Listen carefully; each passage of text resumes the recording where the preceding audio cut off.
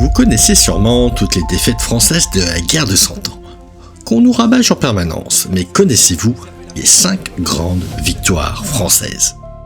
Car lorsqu'on regarde nos livres d'histoire scolaire, certaines émissions, on se demande vraiment comment les Français ont gagné la guerre de 100 ans. Crécy, Azincourt, Poitiers, tellement d'émissions, de reportages et de livres écrits sur le sujet. Et puis, on a l'arrivée de Jeanne d'Arc qui sauve la France, voilà en résumé. Mais oubliez tout ça, la réalité est très différente. Si en effet, le début de la guerre de 100 ans est très compliqué, très disputé, sous Charles V et surtout sous Charles VII, la situation va non seulement s'équilibrer, mais à partir de 1421 et surtout 1429, jusqu'en 1453, on va passer d'une situation périlleuse à un finish pour la victoire rarement vue dans l'histoire de France. Et dans cette vidéo, on va donc évoquer les 5 grandes victoires françaises pendant la guerre de 100 ans. On va parler des grands capitaines, des changements de stratégie et de tactique, et dans certains cas, de nouveautés technologiques utilisées par les Français. Rechargez ! Et comme d'habitude, on se rend sur place.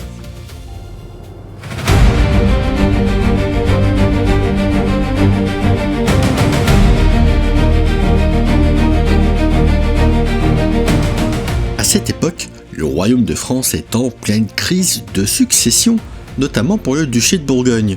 Charles le Mauvais, allié aux Anglais, conteste l'autorité du nouveau roi de France, Charles V, qui n'est d'ailleurs pas encore sacré symboliquement à Reims. Cette situation ne vous rappelle rien? L'enjeu en tout cas est de libérer les routes entre Paris et la Normandie pour assurer la légitimité du souverain français. Les grandes compagnies, ces bandes de mercenaires licenciés et livrés à eux-mêmes, sèment la terreur dans les campagnes, pillant et ravageant tout sur leur passage. Et dans ce nouveau chaos, un nouvel adversaire se dresse, Charles II de Navarre, surnommé Charles le Mauvais. Petit-fils de Louis X le Hutin, il revendique la couronne de France et s'allie aux Anglais pour asseoir ses prétentions. Et depuis ses fiefs normands, Charles le Mauvais organise le blocus de Paris, menaçant directement l'autorité du jeune roi Charles V, tout juste couronné, mais pas encore sacré à Reims. Pour contrer cette menace, le roi confie une mission cruciale à Bertrand du Guesclin, un chef de guerre breton qui a pu démontrer ses talents de tacticien. Sa tâche, briser le siège de Paris et mettre fin aux ambitions navarraises. La bataille sera marquée par cette ruse tactique de du Guesclin. Depuis quelque temps, Charles V préfère mettre en avant un petit seigneur breton, à l'efficacité redoutable, aussi rusé qu'un renard et à la férocité d'un lion, plutôt qu'un personnage plus noble, mais plus doué dans les paroles que dans les faits, et dont certains changent de camp comme de chemise. On l'oublie souvent, mais ce choix fut très souvent critiqué par la noblesse. C'est donc un choix disruptif, à l'époque, guidé par l'efficacité. Et vous verrez plus tard dans la vidéo que Charles VII va aussi très largement s'inspirer de son grand-père. Car oui, Charles V, dit le sage, est un révélateur de talent, en choisissant du Guesclin après le siège notamment de Rennes en 1357. Le dauphin Charles, futur Charles V, comprend tout à fait l'intérêt de s'attacher les services de ce chef de guerre non conventionnel. Car contrairement à de nombreux grands seigneurs de l'époque qui changeaient de camp selon leur intérêt, comme Charles le Mauvais, du Guesclin restera d'une fidélité absolue à la dynastie des Valois. Et du Guesclin n'est pas le seul breton. On peut noter aussi Olivier de Clisson, un breton tout aussi redoutable, appelé par les Anglais le Boucher, qui fera l'objet d'une vidéo sur cette chaîne. Mais revenons à la bataille de Cocherel. C'est donc ici qu'eut lieu une des batailles les plus importantes de la guerre de 100 ans. Une ruse tactique qui va devenir la marque de fabrique du breton. Alors que les troupes anglo-navarraises sont positionnées en hauteur, ils refusent le combat. Après quelques jours d'attente, du Guesclin décide de ruser et de les faire sortir de leur tanière. Il manœuvre judicieusement pour donner l'impression d'un retrait précipité des troupes en traversant l'Eure. Mais en réalité, il prépare un guet-apens. Les Anglo-Navarrais, pensant à une victoire facile, foncent totalement désorganisés vers les troupes de du Guesclin, qui, au dernier moment, se retourne méthodiquement contre eux. Les Anglo-Navarrais, surpris, se font mettre en pièces. Et je vous invite évidemment à voir la vidéo sur la bataille de Cocherel.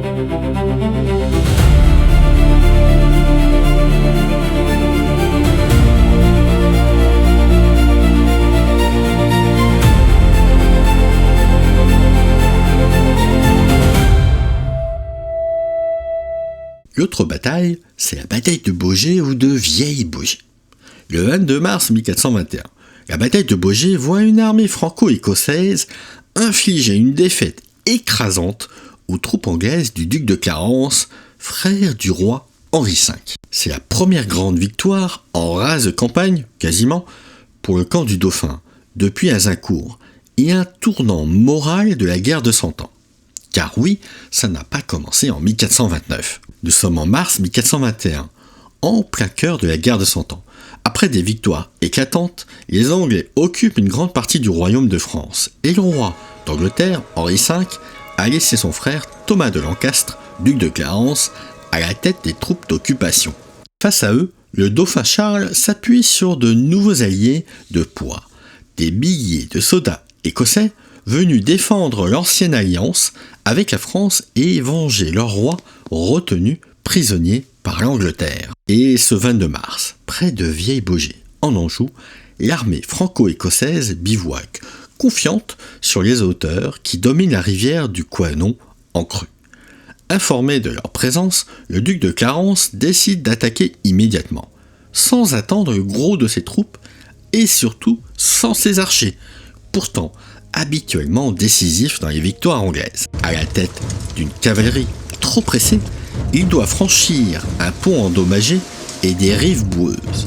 Sa colonne s'étire et arrive au compte-gouttes aux abords du village du Vieille-Baugé. Les premiers Anglais se heurtent à une résistance acharnée. Des combattants angevins se retranchent même dans l'église du Vieille-Baugé et bombardent les assaillants de pierres jetées depuis le clocher, tandis que de l'autre rive, les archers écossais criblent de flèches les hommes de Clarence englués dans le terrain détrempé. Peu à peu, les franco-écossais se regroupent, sortent de leur désordre initial et lancent la contre-attaque, profitant de sa confusion qui gagne les rangs anglais. Le choc décisif a lieu autour du petit pont qui donne accès au village. Au milieu de la mêlée, le duc de Clarence, reconnaissable à sa riche armure, est désarçonné puis mortellement frappé par les chevaliers écossais. Sa chute brise net le moral de ses hommes. L'affrontement se transforme en massacre. Plus d'1 millier d'Anglais sont tués, plusieurs grands seigneurs trouvent la mort et des centaines d'autres sont faits prisonniers. Les pertes franco-écossaises, elles restent très faibles, et les vainqueurs ne poursuivent même pas l'ennemi en fuite. D'ailleurs, faute d'équipement et de montures en nombre suffisant. La nouvelle de la mort du duc de Clarence provoque la fureur d'Henri V, qui déplore la perte de la fine fleur de la chevalerie anglaise. Surtout, Baugé prouve que la machine de guerre anglaise peut être vaincue. Après des années de désastres, les partisans du dauphin retrouvent espoir, annonçant quelques années plus tard l'essor d'une nouvelle résistance incarnée par Jeanne d'Arc en 1429.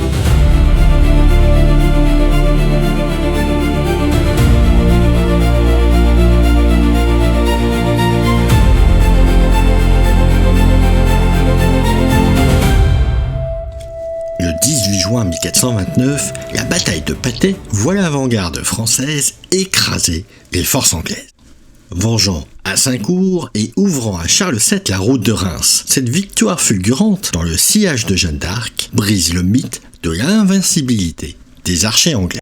Et c'est un effet psychologique qui n'est non négligeable pour la suite. Nous sommes en juin 1429, quelques semaines après la délivrance d'Orléans par Jeanne d'Arc. Portée par cet élan, l'armée française a repris Beaugency, Jargeau et Meun, chassant les garnisons anglaises de la vallée de la Loire. Face à ce renversement brutal, les Anglais, commandés par Talbot et Falstaffe, se replient vers le nord avec une armée épuisée, cherchant à éviter la bataille devenue inévitable. On peut dire qu'ils cherchent encore une fois à filer à l'anglaise. Et près du village de Patay, en Beauce, leurs troupes s'arrêtent en rase campagne, sans avoir le temps de planter les pieux qui protègent habituellement leurs archers. Des éclaireurs français repèrent la colonie ennemie grâce notamment à un cerf. Et l'information remonte aussitôt au capitaine. Tandis que certains hésitent, Jeanne pousse à attaquer sans attendre, convaincu que les Anglais sont vulnérables et que la victoire est à portée de main. Néanmoins, on sait surtout que c'est l'avant-garde française, forte de sa cavalerie, qui fond alors sur les archers anglais avant qu'ils ne puissent se mettre en ordre de bataille. Surpris, incapables de se retrancher, ils sont balayés en quelques instants. La ligne anglaise se disloque, la peur change de camp et la fuite tourne vite au massacre. De grands chefs comme John Talbot sont capturés, tandis que Falstaff, lui, choisit de se replier pour sauver le reste de ses hommes. En moins de 2 heures, la bataille est jouée.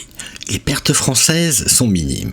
Les Anglais laissent des milliers de morts ou de prisonniers sur le terrain. Patay offre à la France sa première grande victoire en bataille rangée depuis des années, efface l'humiliation d'Azincourt et ouvre la route de Reims. Et dans les semaines qui suivent, le dauphin peut s'avancer vers la cathédrale, se faire sacrer roi Charles VII, symboliquement, et la guerre de 100 ans entre dans une nouvelle ère où l'Angleterre, désormais sur la défensive, ne cessera plus de reculer.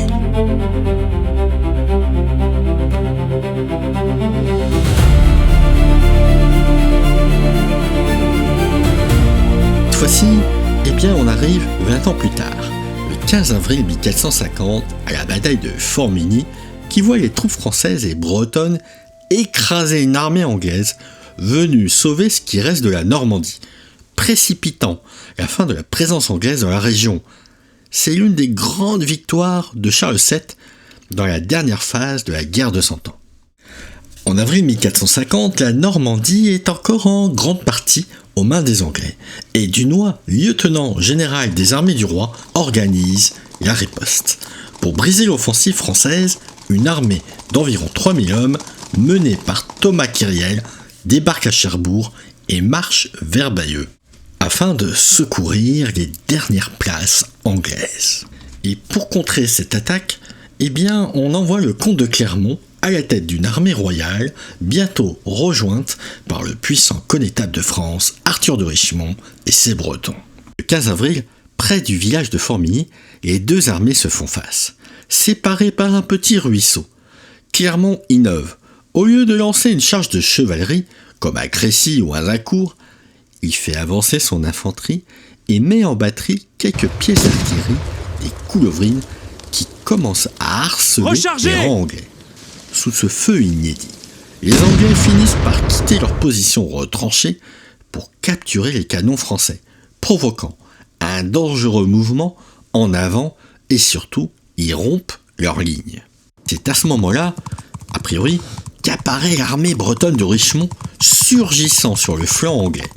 Pris en tenaille entre les Français de Clermont et les Bretons fraîchement arrivés, les soldats de Kyriel sont écrasés. Leur formation se disloque. La retraite tourne à la déroute. Et les archers gallois, haïs depuis la guerre de 100 ans, se battent jusqu'à la mort. Une partie est exterminée par les habitants de Formigny.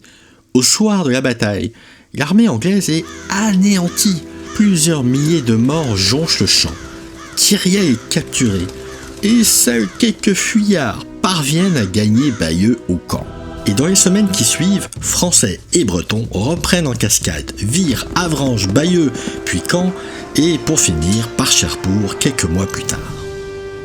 La Normandie est définitivement reconquise, et la bataille de Formigny, c'est la fin de la guerre de 100 ans dans le nord du royaume. Elle annonce également le temps où Charles VII pourra enfin bouter les Anglais hors de France.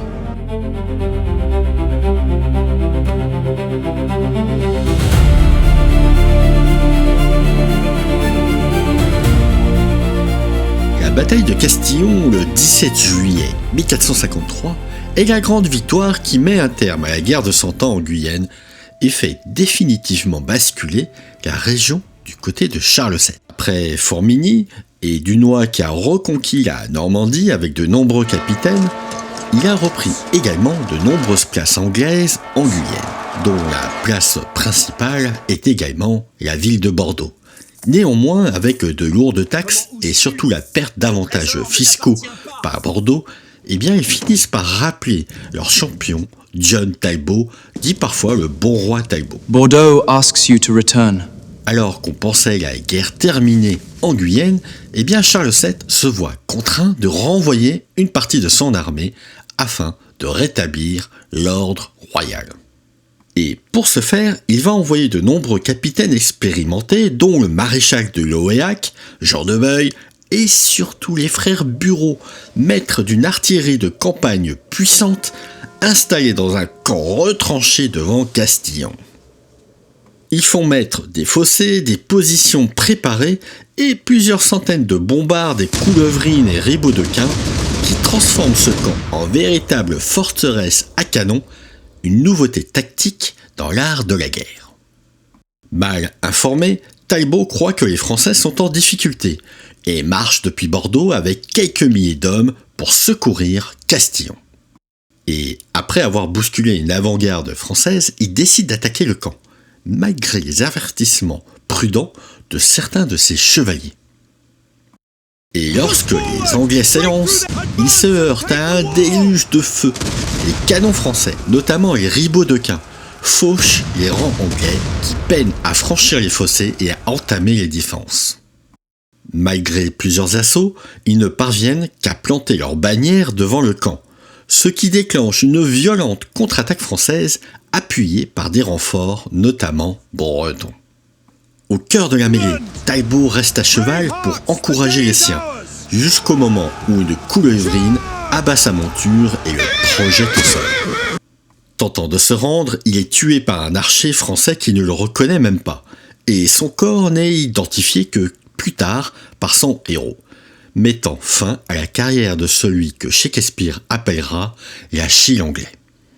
La mort de Talbot provoque la débandade. Certains Anglais et Gascons se réfugient dans Castillon, d'autres fuient vers la Dordogne où beaucoup se noient en tentant de la traverser. Le lendemain, Castillon capitule, bientôt suivi de Saint-Émilion, de Libourne, ouvrant la voie à la reconquête de Bordeaux et à la disparition quasi totale de la présence anglaise en France, à l'exception de Calais.